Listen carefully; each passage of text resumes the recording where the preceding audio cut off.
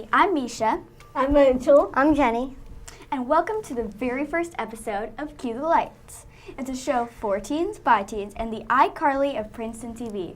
Our goal was to make a kids show right here.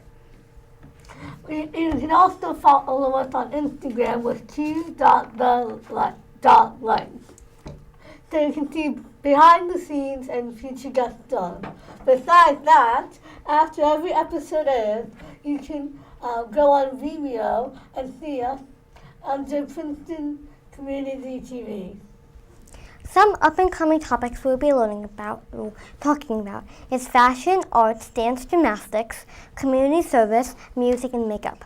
Now presenting a music artist named Sarah Donna, who will be putting on a great show for us. Now let's go on with the show. Hi. Hi. Tell us a little bit about yourself. Sure. Yes, I am a singer-songwriter / creative type. I do a lot of writing of music, performing of music. I teach music. And then I also I do painting and portraits, so anything that has to do with the arts. But my main focus is music. So, when did you first know you were passionate about singing? I think I was probably 5 years old or so, and somebody asked me to sing in their wedding, and I really enjoyed it. And I grew up in a family of singers, and we would all make music together all the time, and a lot of it was through church, and that was sort of my first experience as a performer and getting up in front of people making music. So how did you find the lyrics and the tune when you wrote the song? Oh, well, a lot of inspiration comes from people that I know and love, and a lot of the times experiences that happen just kind of, inspire me to write a song and put out my creativity that way. And I have a number of guitars and ukuleles, and I usually sit down. And if I'm feeling motivated and inspired, a lot of the times I just start playing an instrument and kind of vocalizing and just la la la's and do do do's and see what works and what doesn't work. And my main instrument is my voice, and being a singer, that's sort of where I start the process. So how did you get a producer, and how did you get your songs on iTunes? This day and age, you can do it yourself, pretty much. The new album of mine that just came out in June, that was the first time I actually collaborated with somebody else, and so it was co-produced. But all my other stuff had been self-produced.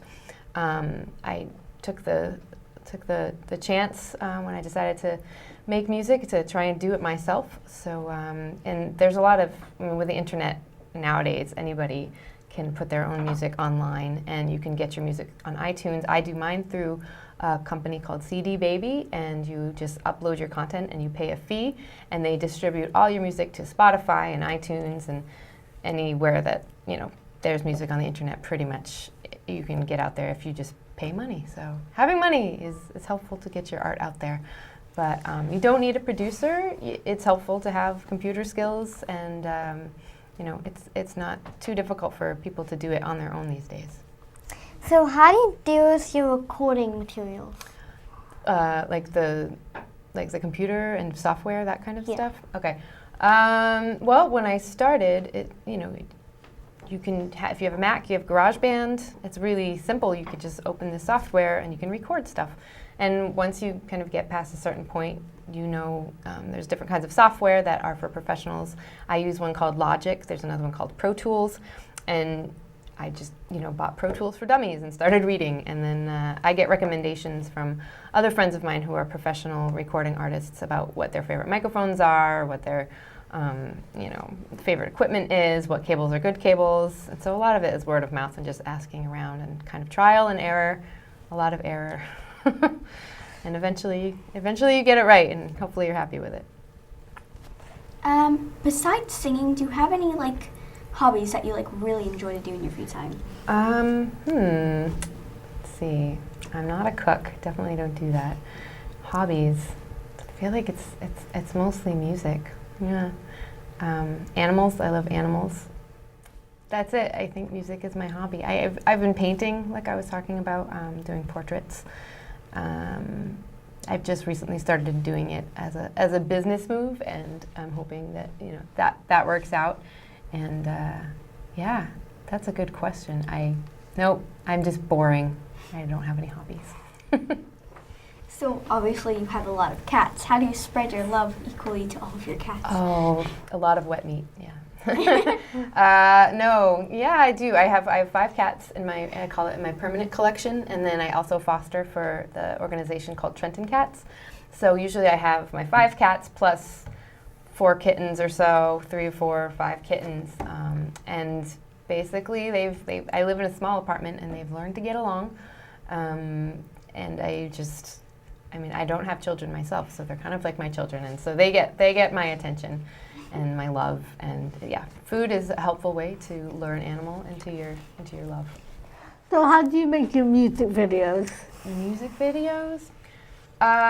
Some of the first early music videos I did, I have one that I got a lot of help with from fans, where I asked them to make sock puppets. And so I had the sock puppet music video where all the fans made the puppets, and then that was a lot of fun because if you can get more people involved in your music video or your music, then that's really helpful to have other people invested in what you've created, because then they'll share it with their friends.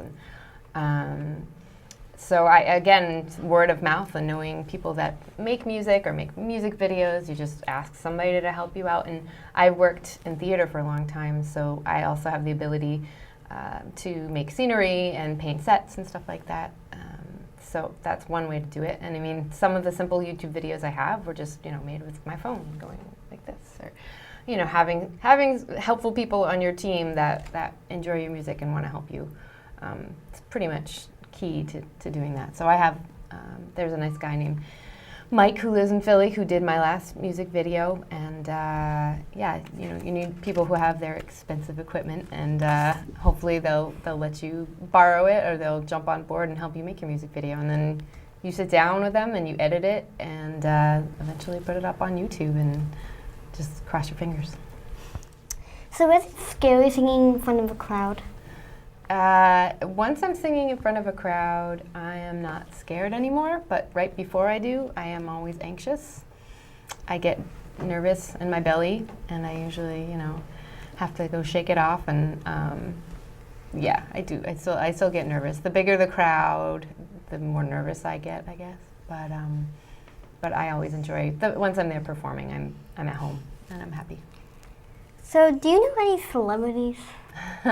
I have sung, I don't know them, like I wouldn't call them on the phone or anything like that, but I've sung with Julie Andrews and Charlotte Church, and I opened for Lisa Loeb, who might not be your generation. She might be a little older. Jill Sobule, she had a hit back in the 90s. I'm not sure you were even born then. And then I also have a really good friend called Matt Inman, and he runs a website called the Oatmeal, and he's probably my most famous friend. As you said earlier, you teach voice lessons. So is there like a certain age group that you would teach towards? Yeah, your age group is where most of my students are.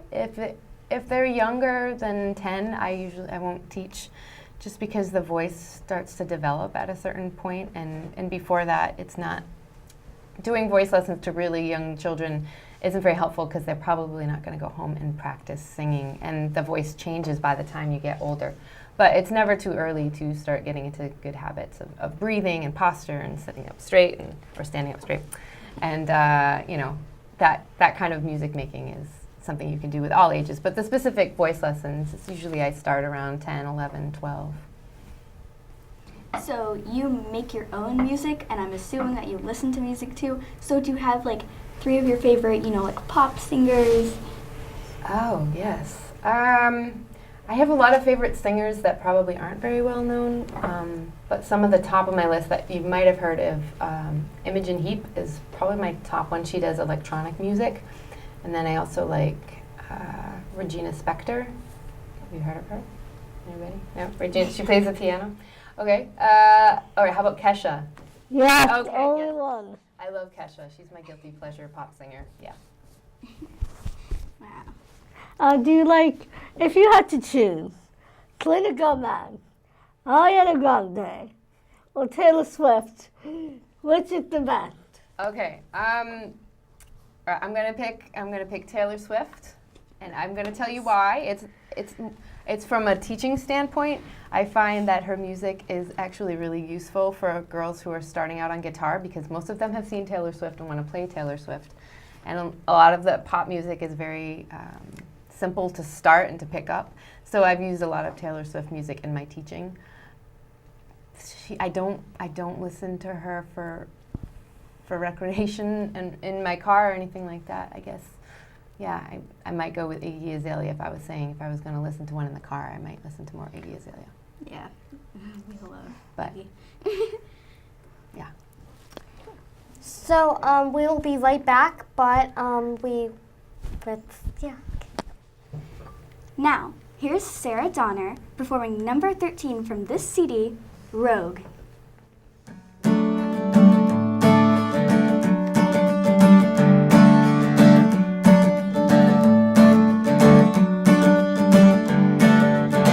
When you've lost time and patience, you've gone rogue. When all the medication is lost along with everyone you know, it's time for celebration. You're on your way. You've broken boundaries. There's no change without growing pain.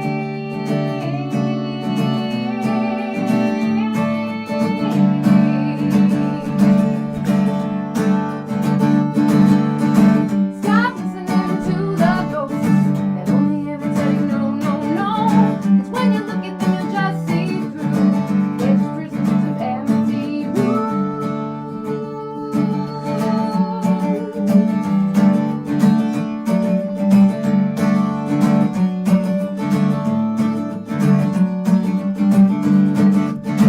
You've got your education, it's on display. You're searching every star, and what you find won't fit inside a frame. And it's just a generation that passed the hate. When they attack, baby, don't turn back. They will haunt you for long. You gotta be strong, be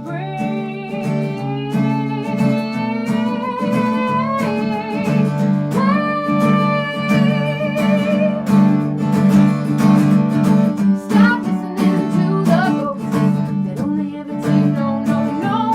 'Cause when you look at them, you just see through. They're just prisoners of empty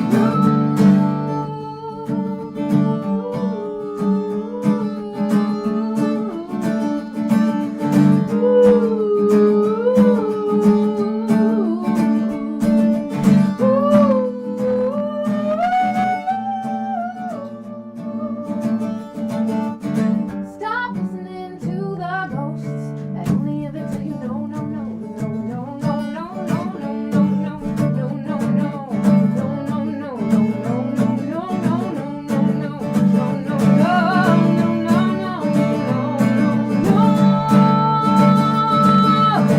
Stop listening to the ghosts that only ever tell you no, no, no.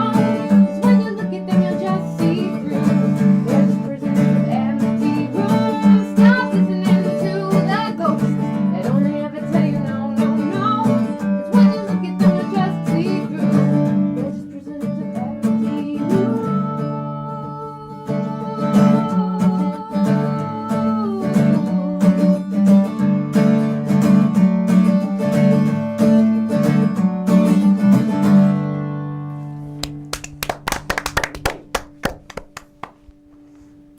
And we're back. Now here is our makeup artist, Cecilia.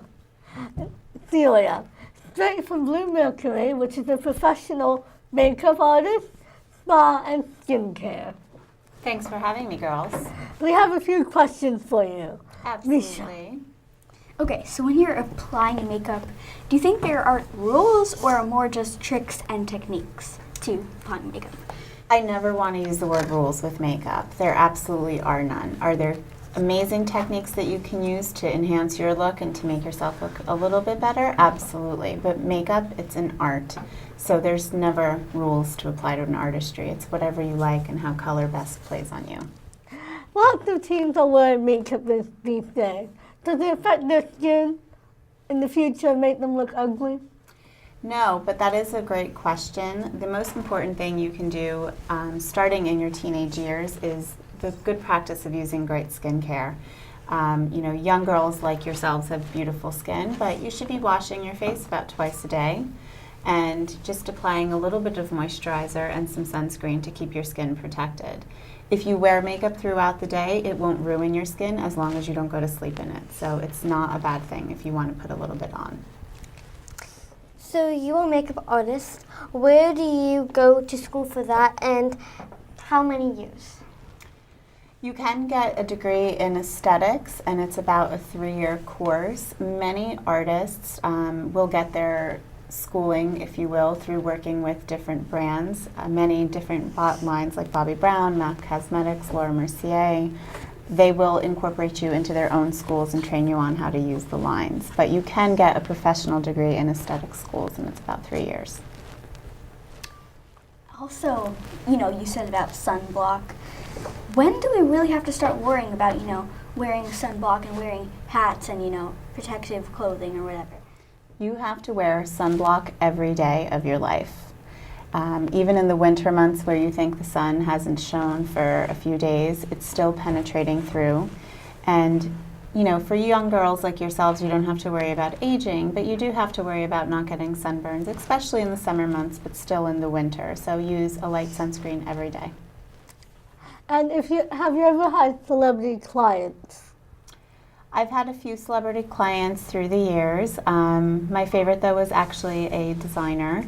I worked previously at Saks New York before coming to Bloomsbury, and I got to meet a few of them. Tory Burch was my favorite designer that I worked on. So do you use colors according to what? Hairdo, skin color, or outfit? You take a little bit into consideration. For everyday makeup, it's usually light makeup and kind of like the look you're portraying. Very light on the eyeshadow, just a little bit of liner, a soft cheek, and a soft lip. So you can really throw anything on clothes-wise. Your hair color wouldn't affect your look. If you're going out for evening, you'd want to then consider more of what am I wearing, what colors am I putting on my eyes. But at your age, you're all keeping it soft, so I don't think you have to worry that much about it. Ariana Grande always has sort of a natural look, except for her red lipstick.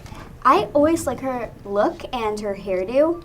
Her hairdo is very natural, and I do realize she does this hairdo because, her hair started falling out. But I still think it's a nice look, right, guys? Yeah. I agree. She also has great bone structure if you look at her. So when you're looking at her cheeks, there's always a pull up there. And she has beautiful lips, and she knows that, so she knows to emphasize that. That's a great thing about makeup. If you have one feature that you really love, make that the feature that you showcase. So if you've, amazing eyes and you want to focus on that, do that and keep your lips soft. She's the opposite. She has great lips, so she always wears a bold lip. What if you don't know your best feature? Can you ask an expert on that? Absolutely. We're always there for that. You can always come in and sit with us, and we can always tell you what your features were best to accent, whether it's a lip or an eye or even just a cheek. So lipstick or mascara? Depends on the girl. Me personally, I'm a lipstick girl. I love great lipstick. I think, I can put nothing on my face and I'll still have some kind of lip color on. But some people really feel that their lashes is what opens up their eyes, and they're about layering on tons and tons of mascara, and it looks beautiful too. But give me a great lip color any day. Mascara really bothers my eyes, so I'm a lipstick, lip Yeah, gloss, lip shimmer, whatever. Lips are easy to do. You don't have to look up, and then one time, a very, very long time ago, I was trying to put on mascara, and then a fly landed on me, so then I went so I had black all over my face. All over your eye. So then I had to cover it up with concealer, but you could still sort of see it. Yeah, I always put lipstick. mascara. I like it sometimes, but lipstick is just way easier, and I have all different kinds, so it's fun. It is fun. It's an easier thing to change up too. You can wear all different colors, and I'm sure you girls have your favorite lip glosses and stuff that you like to use. Yeah. My personal favorite is one from Burt's Bees. It's one of those thinner little tubes, It's guava, and it's light, it's shimmery, and it makes my lips feel minty. So I like that one. Absolutely. There's a product all of you girls would love then if you're into your lip products. There's a lip scrub, and it's made by a brand called Sarah Hap, and it's all different flavors. There's creme brulee. They just launched a new one that tastes like confetti cake, and it's made of sugar. So if you get a little bit on your lip, it's not going to harm you, but their smells are incredible, and then you just layer your favorite lip gloss over it. Well, I have no idea about makeup at all, mainly because my school is very Christian, Catholic, whatever it is, and they don't allow it unless you can get away with it. So, any ideas? Well, I actually went to Catholic school my whole life, so I understand completely well what you're referring to. And I know back in my time, too, it was only you can wear a little lip gloss, maybe a little bit of shimmer on your eye. So I would say just keep to a neutral eyeshadow. There's beautiful colors out there in soft beiges with just a little bit of sparkle. And then just throw on a little lip gloss.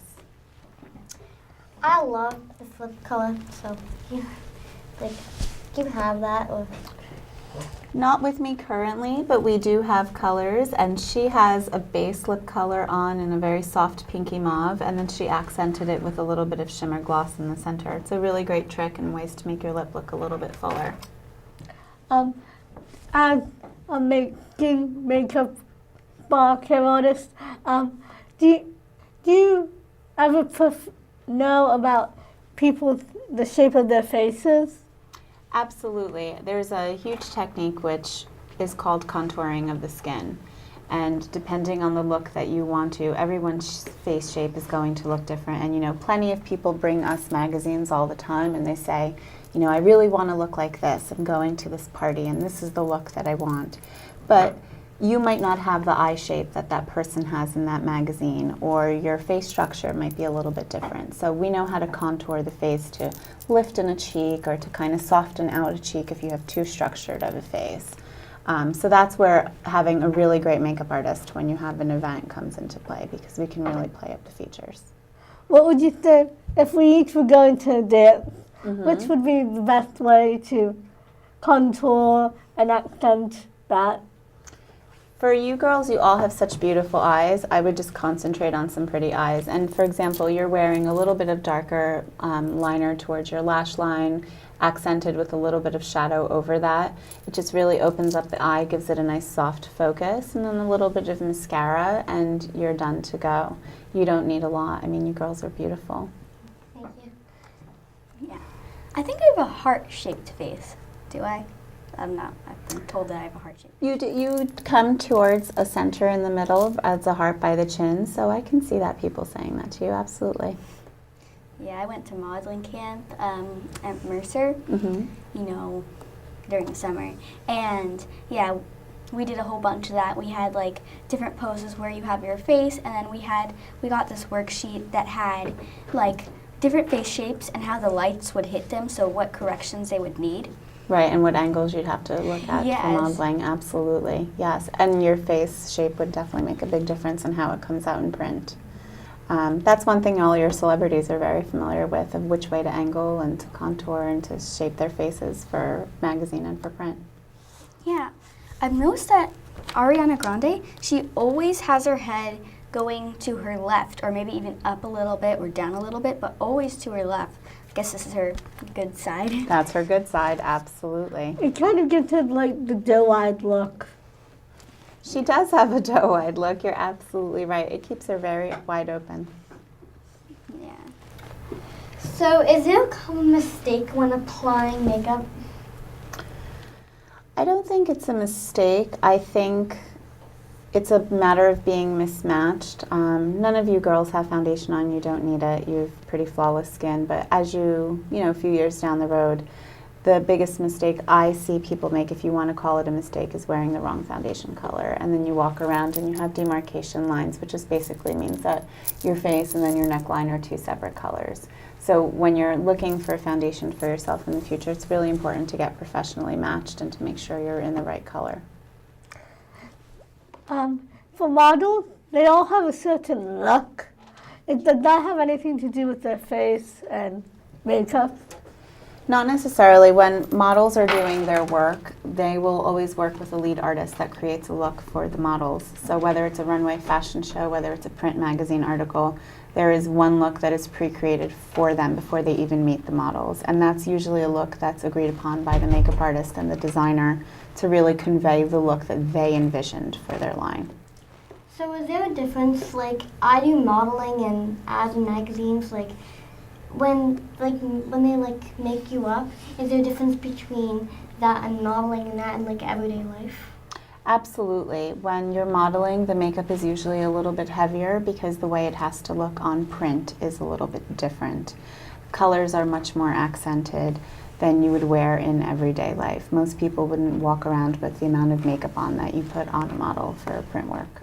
And a lot in high fashion. Like if it's like, say like a Macy's ad or commercial or whatever, they have like a light, more neutral, except well, heavy, but like it looks more natural. But like high fashion, you have like purple up here, green down there, you know. It's everywhere. Yes, and you know that's a whole different way of looking at makeup. That is definitely a very creative end. You see a lot of that, not so much in print, because print is advertising and they're trying to sell a look. But when you do your fall and spring fashion weeks, especially huge weeks like we have very close to us in New York, that really is a way to showcase an art. So the way that they do makeup, even the clothes will reflect it. It's not necessarily clothes that you would wear every day on the street. It's more of an artistic approach. Okay, so for every day, an easy thing to do is just one all over gray eye color, and you can start with a really nice soft gold. And you just want to take a really soft brush. This is actually called a ponytail brush because it looks like the end of a ponytail. And if you'd close your eye, you just want to take that all over the entire eye. What we do to one, we must do to the other. And then I think for young girls like yourselves, I really don't like to see heavy eyeliner. You girls have such beautiful eyes. There's really no need to accent with heavy line. But you still want a little bit of definition. So you can get an angled brush like this, and it's a very tight brush, and just pick up a little bit of a darker color, and I'm using a cognac brown color. Tap off your excess, and if you just close your eye for me, just right along the lash line, just soften that in, and then do the same thing on the other eye.